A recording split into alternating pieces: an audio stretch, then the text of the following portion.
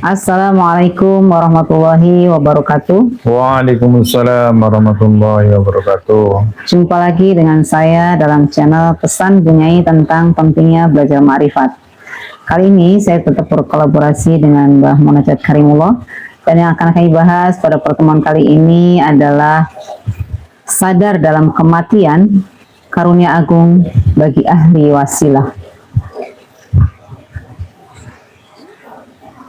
Pernahkah engkau bertanya, apakah mungkin seorang mengalami kematian, alam kubur, bahkan akhirat, namun dalam keadaan sadar sepenuhnya, bersama gurunya, menyaksikan segalanya?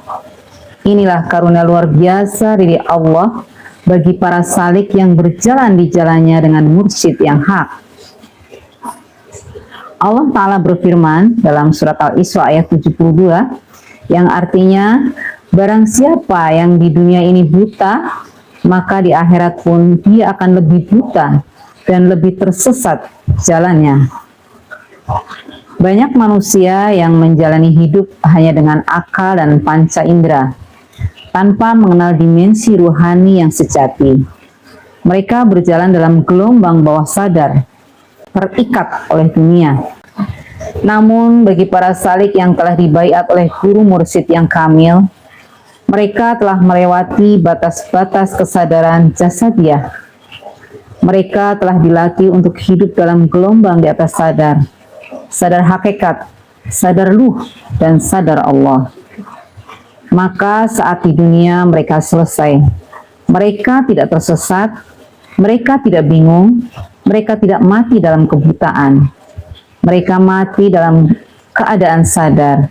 Mereka masuk kubur dalam keadaan sadar bersama gurunya. Mereka melewati barzah dalam keadaan sadar bersama gurunya. Bahkan melintasi Shirathul Mustaqim, neraka, dan langit akhirat pun masih dalam keadaan kesadaran penuh dan tetap bersama gurunya. Inilah makna dalam firman Allah surat Al-Jumu'ah ayat 6, yang artinya, katakanlah, jika kalian menganggap diri kalian kekasih Allah, maka mintalah kematian jika kalian itu benar. Bagaimana mungkin kita diminta untuk meminta kematian jika kematian itu adalah gelap dan putus kesadaran? Justru karena para ahli wasilah, para salik, merasakan kematian dalam keadaan kesadaran, maka mereka diperintah untuk mengalaminya. Karena bagi mereka, kematian bukan kehancuran, tetapi pindah alam dalam cahaya bimbingan guru mursyid. Rasulullah SAW bersabda, orang-orang yang paling cerdas adalah orang yang paling banyak mengingat kematian dan paling baik persiapannya setelah mati. Hadis riwayat Ibnu Majah.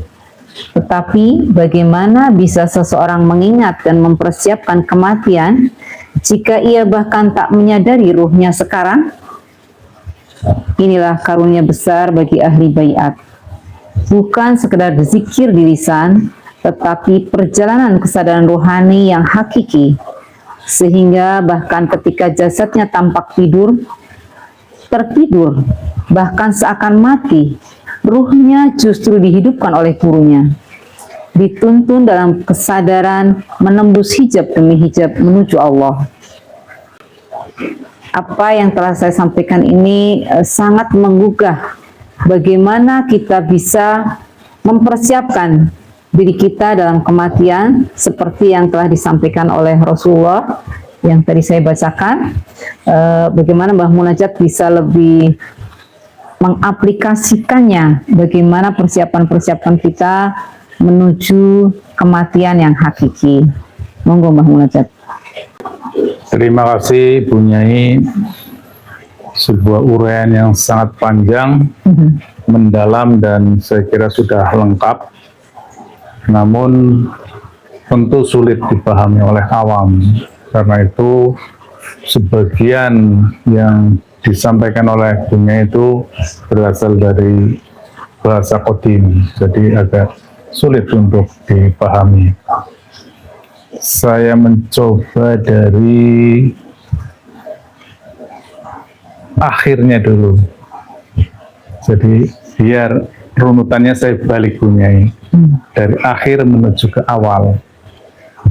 Prinsipnya yang disampaikan oleh Bunyai untuk dapat menyeberang ke akhirat itu sesungguhnya tidaklah sesulit yang kita bayangkan juga.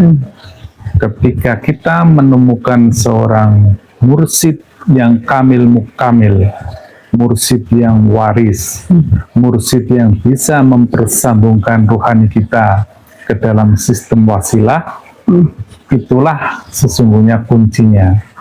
Ruh kita akan dibimbing memasuki dimensi-dimensi itu. Jadi kita tinggal ngikut saja, tinggal berserah diri. Oleh karena itu, hal yang paling prinsip, titik yang paling kritikal adalah menentukan mursyid yang waris, yang kamil mukamil. Sebagaimana yang selalu saya sampaikan, ada dua hal yang harus menjadi patokan utama, bahwa pasca nubuah berakhir, fungsi kenabian, fungsi kerasulan, fungsi pewahyuan akan dilaksanakan oleh hamba-hamba yang ditunjuk Allah Subhanahu wa Ta'ala. Dia bisa seorang waliya mursida, ulil amri minkum, rasulun min anfusikum, maupun al-ulama warasatul anbiya. Jadi prinsipnya seperti itu, kita tinggal mengikut saja ketika kita sudah menemukan mursyid tersebut. Hal yang lain untuk dapat mendukung pemahaman tersebut, yaitu kita sering berpikir secara dikotomis, secara kotak-mengkotak, membedakan antara yang jasmaniah dengan yang ruhaniyah. Padahal itu satu paket. Mungkin di perspektif ini orang masih paham, tetapi ketika antara yang dunia dengan akhirat, pemikiran manusia sudah dikotomis, menganggap bahwa secara perjalanan waktu itu adalah peristiwa yang sekuensial. Dunia dulu berakhir, baru akhirat. Padahal dalam perspektif kodimnya, ini adalah peristiwa yang bersamaan. Atau istilah kerennya adalah semesta ini paralel multiverse. Jadi dunia ini berjalan, akhirat juga berjalan. Bahkan akhirat itu alam kodim, maka dia mendahului daripada alam dunia. Atau dalam ilmu tentang materi, materi adalah gradatif. Inti daripada materi yaitulah di alam kodim, alam partikel, alam cahaya. Jadi dunia ini, alam materi ini adalah refleksi saja dari partikel tersebut, dari nur tersebut, dari cahaya tersebut. Sungguhnya kalau paham fisika mudah sekali Bunyai. Paham tentang ilmu gradatif materi sangat mudah untuk memahami ini. Dan ilmuwan-ilmuwan besar sungguhnya nyaris menemukan ini. Seperti teori tentang jembatan Einstein-Rosen, tentang black hole, tentang lubang cacing, atau tentang hukum medan kuantum. Ini sungguhnya dia berusaha menemukan bagaimana cara menembus alam dunia ke alam sebelahnya. Padahal sebagaimana tadi Bunyai sampaikan, dalam tradisi beragama kita sudah mengenal itu. Itulah yang namanya jembatan Shiratal Mustaqim. Bagaimana kita menyeberangi alam tersebut. Namun seringkali memang ini menjadi kendala besar Bunyai, termasuk kita dalam berdakwah. Kalau dijelaskan secara ilmiah, wow, agama jangan diilmiahkan, beda perspektifnya.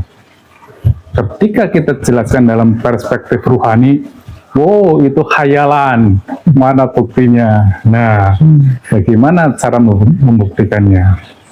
Ini terkait dengan kesadaran diri. Bahwa kesadaran diri atau jiwa atau nafas adalah hasil interaksi antara naluriah, emosional, akal rasional, dan ruh yang ada dalam diri kita. Hasil interaksi itulah yang menghasilkan sebuah kesadaran. Dan kualitas kesadaran kita ditentukan oleh mana unsur yang paling dominan. Ketika yang dominan adalah unsur naluriah kita, maka hidup kita ada dalam kesadaran di bawah alam bawah sadar. Kita mengikuti hawa nafsunya saja. Kita mengikuti keinginan naluriah saja. Kemudian meningkat, kalau kesadaran kita berada dalam kesadaran rasional, maka kita akan berada dalam alam sadar. Dan itu masih ada di dunia-dunia saja. Makanya ini menjadi penting ketika agama dalam perspektif keimanan, dalam perspektif alam ruhani, dalam perspektif alam akhirat, orang beragama menjadi berada di bawah alam bawah sadar. Dan silakan cermati, ilmuwan-ilmuwan fisika itu lebih cenderung agnostik, tidak beragama, karena tidak masuk akal. Dan jawabannya tadi telah disampaikan oleh Bu Nyai. Alam itu, alam qadim itu, memasuki akhirat itu adalah sebuah alam di atas alam sadar. Dia melampaui rasionalitas kita.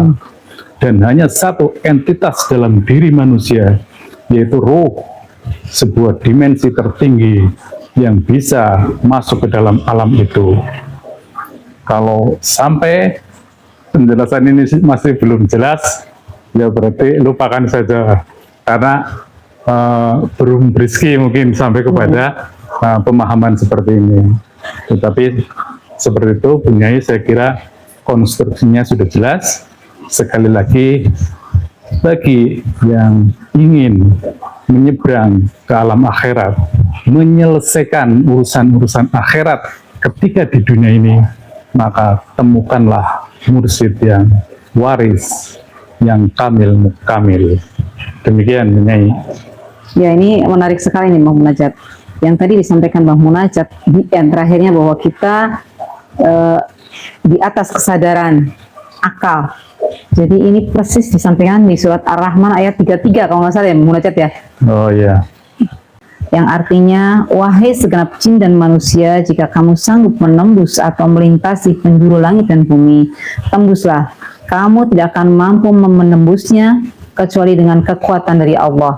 Nah, ini persis sekali nih Bang Munajat. Jadi kalau kita naik di atas dimensi kesadaran manusia atau menembus langit, itu memang harus beserta Allah. Artinya demikian ya Bang Munajat ya.